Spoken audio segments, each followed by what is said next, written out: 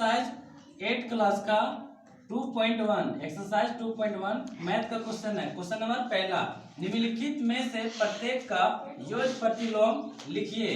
पहला क्वेश्चन है 1/3, दूसरा क्वेश्चन है -5/9 और तीसरा क्वेश्चन है -11। एक और क्वेश्चन है वो यहाँ पे नहीं लिखा हुआ है, बाद में लिखा जाएगा। तो योग प्रतिलोम बोला है, क्या बोला है? योग प्रतिलोम। इसका योग प्रतिलोम हमको लिखना है 1/3 का योग प्रतिलोम। तो योग प्रतिलोम का मतलब है यदि 1/3 यहाँ पे लिखा है, जैसे 1/3 लिखा हुआ 1/3, तो ये संख्या के आगे कुछ नहीं दिया है तो हम लोग पॉजिटिव समझेंगे। और 1/3 को हम लोग कौन सा संख्या जोड़े इसमें या घटाएं कि मेरा 0 प्राप्त हो जाए। तो 1/3 प्लस में लिखा है, 1/3 प्लस में लिखा है। इसमें यदि हम -1/3 को माइनस कर देते हैं तो ये प्लस होता है और ये वाला माइनस है, तो प्लस और माइनस कुछ होता है 0 होता है, तो कट जाएगा। तो यहाँ पे हम क्या करेंगे, -1/3 का लिखेंगे, इसमें 1/3 हल में लिखेंगे 1/3 का योग प्रतिलोम, योग प्रतिलोम माइनस बराबर -1/3 आंसर है। इसी टाइप से लिखेंगे 5/9 का। तो 5/9 यहाँ पे लिख लेंगे, तो लिखेंगे 5 - 5, क्वेश्चन नंबर ये बी है, तो लिखेंगे -5/9, तो -5 और नीचे में लिखेंगे 9। इसका हमको योग प्रतिलोम निकालना है। तो योग प्रतिलोम में क्या करेंगे, यहाँ -5/9 लिखा हुआ है, तो इसमें क्या जोड़ें कि हमको 0 प्राप्त हो जाए। तो यहाँ पे हम साधारण जोड़ सकते हैं कि 5/9 यदि जोड़ते हैं तो ये वाला संख्या प्लस में और ये वाला संख्या माइनस में, तो दोनों कटेगा तो 0 आ जाएगा। तो यहाँ पे लिखेंगे +5/9, तो ये वाला संख्या से ये वाला संख्या कट जाता है तो 0 होता है। तो इसका मतलब होता है कि -5/9 का योग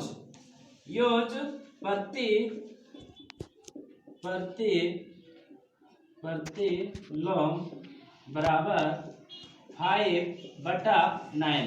प्लस 5 नहीं लिखेंगे, केवल 5/9 लिख देंगे तो भी वही होगा, या तो क्या करेंगे +5/9 लिखेंगे। ये दोनों बात सेम है, या तो 5/9 लिखेंगे या तो +5/9 लिखेंगे, या तो ऐसे नहीं लिखा था प्लस वाला साइन ऐसे लिखा था 5/9, तो लिखेंगे -5/9 का योग प्रतिलोम 5/9 आंसर। क्वेश्चन नंबर तीसरा देखेंगे। क्वेश्चन नंबर तीसरा में है सी में -11, तो यहाँ पे लिखते हैं पहले सी, उसके बाद लिखेंगे क्या चीज -11, तो -11 का योग प्रतिलोम क्या होगा, तो यहाँ पे लिखेंगे -11। तो -11 में वह कौन सी संख्या जोड़े कि हमको 0 प्राप्त हो जाए। तो यहाँ माइनस है तो यहाँ पॉजिटिव संख्या लेंगे, तो पॉजिटिव का मतलब 11 लेंगे, या तो 11 ऐसे लिखेंगे तो भी सही और ऐसे लिखेंगे तो भी सही, लेकिन हमको अभी ऐसे लिखना होगा। ऐसे लिखेंगे, मान लेते हैं 11 लिख देंगे तो यहाँ साइन का पता नहीं चलेगा तो नहीं कटेगा। तो इसका मतलब होता है कि प्लस, यहाँ पे क्या करेंगे +11 लिखेंगे, तो ये वाला माइनस और ये वाला प्लस दोनों कट जाता है तो 0 आता है। तो इसका मतलब होता है, लिखेंगे यहाँ पे आंसर में लिखेंगे कि -11 का योग प्रतिलोम, तो यहाँ लिखेंगे योग प्रतिलोम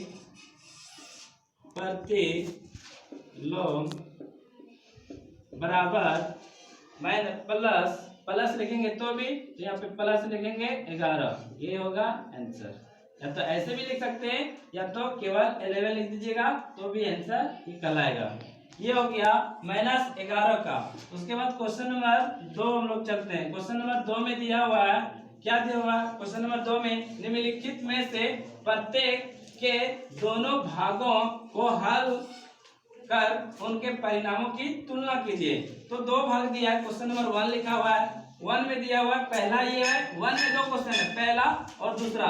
इसका बोला है कि दोनों भागों को हल कर, तो इसको भी हल करेंगे और इसको भी हल करेंगे, दोनों को हल करेंगे, देखते हैं इसका क्या परिणाम आता है। यदि दोनों तरफ सेम आता है, जैसे मान लेते हैं इधर 5 है इधर सॉल्व करने पर 5 आता है और इधर सॉल्व करने पर 5 आता है, तो इसका मतलब यह संख्या दोनों भागों को बराबर है। तो परिणाम में लिखेंगे कि यह संख्या का दोनों भाग बराबर है, अतः यह दोनों भाग बराबर है। तो लिखेंगे आंसर में इस टाइप से। तो इसमें देखेंगे 2/9 लिखा है, 2/7 सॉरी 2/7 है, प्लस लिखा है तो प्लस लिख देंगे, 3/4 लिखा है तो 4 लिख देंगे।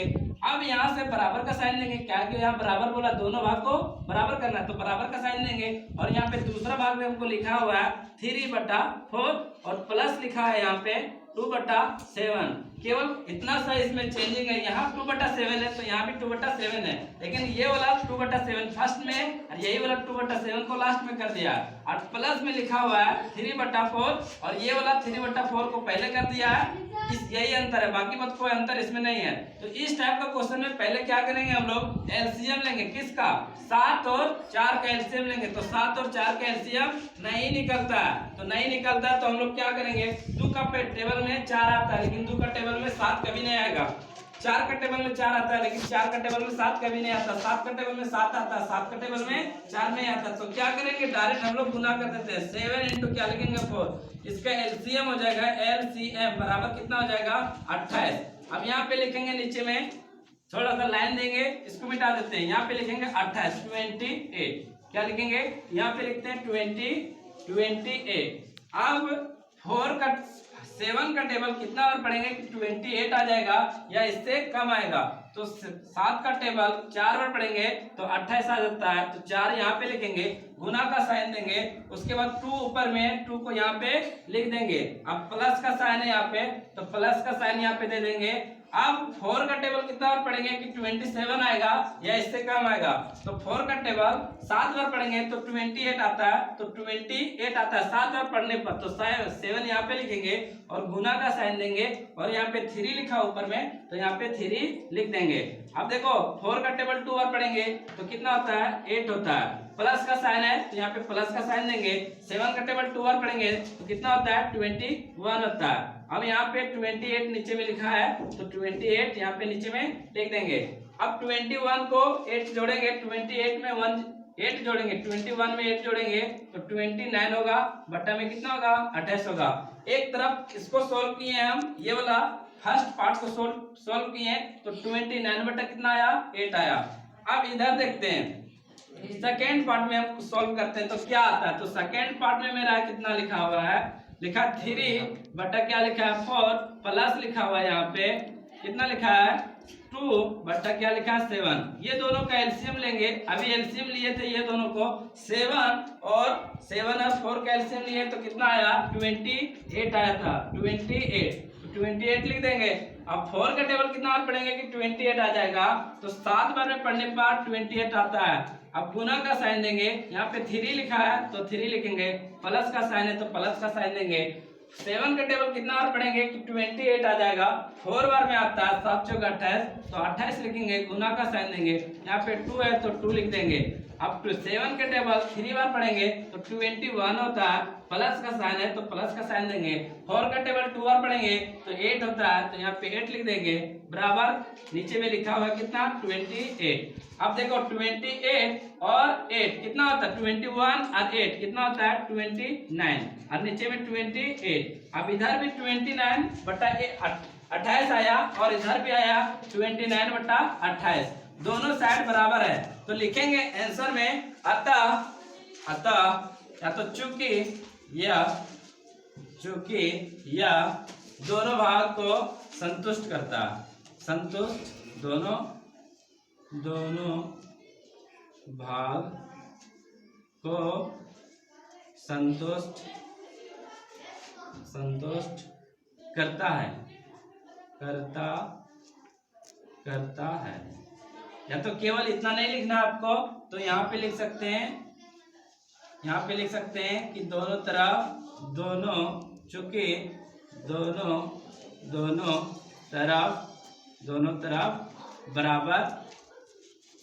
बराबर है, या तो केवल हाँ लिख सकते हैं। इस वीडियो में इतना ही, आगे मिलेंगे फिर।